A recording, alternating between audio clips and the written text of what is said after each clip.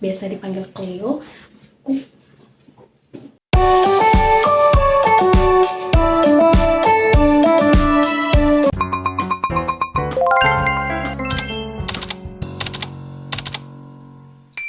Hai everyone, kembali lagi bersama aku, Cleo Argata Mesya, biasa dipanggil Cleo.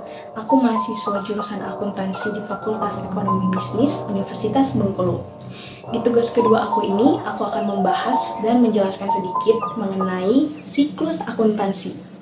So, siklus akuntansi diawali dengan adanya transaksi atau kejadian bisnis. Berdasarkan bukti transaksinya, maka transaksi itu nantinya akan dicatat pertama kali ke dalam jurnal. Nah, apa itu jurnal? Jurnal adalah catatan akuntansi yang pertama kali dilakukan, yang mencatat transaksi secara kronologis, di mana pencatatan dilakukan sesuai dengan urutan tanggal kejadiannya. Nah, setelah mencatat jurnal tadi, semua informasi yang ada di dalam jurnal akan diposting ke buku besar. Sebelumnya, apa itu posting? Posting ini adalah proses memindahkan informasi dari jurnal yang sebelumnya ke buku besarnya masing-masing. Nah, setiap akun memiliki buku besar masing-masing dan sudah dipengaruhi oleh transaksi. Ada yang didebitkan dan juga ada yang dikreditkan, sehingga akan masuk ke dalam tahap selanjutnya, yaitu menjumlahkan saldo dari setiap akun. Bagaimana cara menghitungnya? Nah, cara menghitung saldo dari setiap akun ini yaitu menjumlahkan total pada posisi debit dan jumlahkan total pada posisi kredit. Kemudian, hitung selisihnya. Nah, kalau lebih besar debit dibanding kredit, maka akun tersebut bersaldo debit dan besar saldo sebesar selisihnya. Misal, setelah dijumlahkan akun kas mengalami jumlah pendebitan sebesar $100, sedangkan pada akun kas tersebut juga mengalami pengkreditan sebanyak $80. Maka pada akhir periode, akun kas akan bersaldo debit sebesar $20. Nah, setelah saldo dari setiap akun didapatkan pada setiap akhir periode, maka tahap selanjutnya adalah menyusun ke dalam suatu daftar yang disebut neraca saldo. Nah, apa itu neraca saldo? Neraca saldo adalah daftar akun-akun beserta saldonya masing-masing pada tanggal tertentu, di mana jumlah dari total debit dan jumlah kredit harus sama besarnya, yaitu harus seimbang. Tapi walaupun jumlah debit dan kreditnya sudah sama, belum dapat dipastikan saldonya itu benar, teman-teman. Apalagi kalau sudah tidak sama, nah itu dipastikan salah. Oke, tahap selanjutnya adalah membuat jurnal penyesuaian. Kenapa perlu melakukan penyesuaian? Nah, karena ada beberapa akun dalam neraca saldo yang belum menunjukkan nilai yang sebenarnya.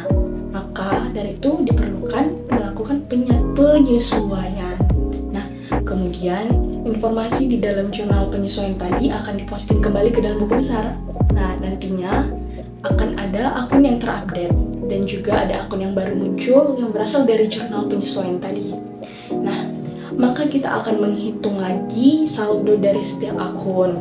Kita lanjut tahap selanjutnya, susun lagi dalam suatu daftar yang namanya neraca saldo setelah penyesuaian. Setelah memiliki neraca saldo penyesuaian, baru akan menyusun yang namanya laporan keuangan. Laporan keuangan yang pertama kali disusun adalah laporan laba rugi.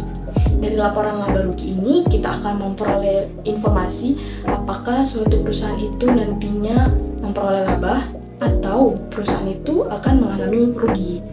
Laba atau rugi ini akan mempengaruhi saldo laba atau return earning di dalam laporan perubahan ekuitas.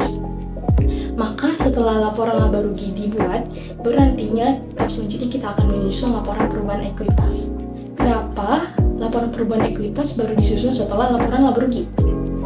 Nah, ya karena tadinya kita itu membutuhkan informasi yang sebelumnya. Informasi dari laporan laba rugi yaitu informasi apakah si perusahaan itu nantinya memperoleh laba atau perusahaan itu mengalami rugi, karena nanti itu mempengaruhi ekuitasnya perusahaan. Nah, kita susunlah laporan perubahan ekuitas. Nanti hasil dari laporan perubahan ekuitas adalah posisi saldo akhir dari ekuitas perusahaan kita gitu. Kemudian posisi saldo akhir dari ekuitas perusahaan ini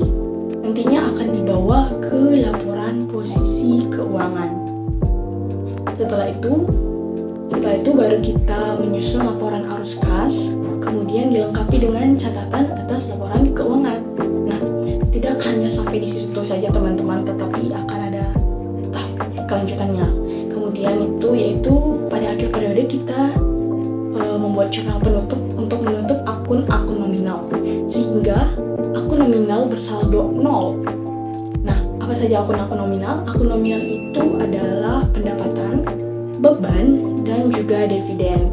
Nah, kalau dia sudah bersaldo 0, maka akun tersebut tidak akan mempengaruhi atau tidak menjadi saldo awal pada periode berikutnya. Nah, maka dari itu dia harus ditutup. Kemudian kita akan kembali lagi posting ke buku besar, kembali lagi menghitung saldo akun-akun, dan susun lagi daftar saldo atau neraca saldo setelah penutupan berupa akun real, yaitu aset, liabilitas, ekuitas, dan tidak termasuk dividen. Kenapa? Karena dividen adalah akun ekuitas, tetapi dia adalah kelompok akun nominal yang sudah dinolkan sebelumnya. Nah, saldo dari akun-akun yang ada pada neraca saldo setelah penutupan menjadi saldo untuk periode berikutnya. Oke teman-teman, itu tadi sedikit penjelasan mengenai siklus akuntansi dari aku. See you in the next video. Bye-bye!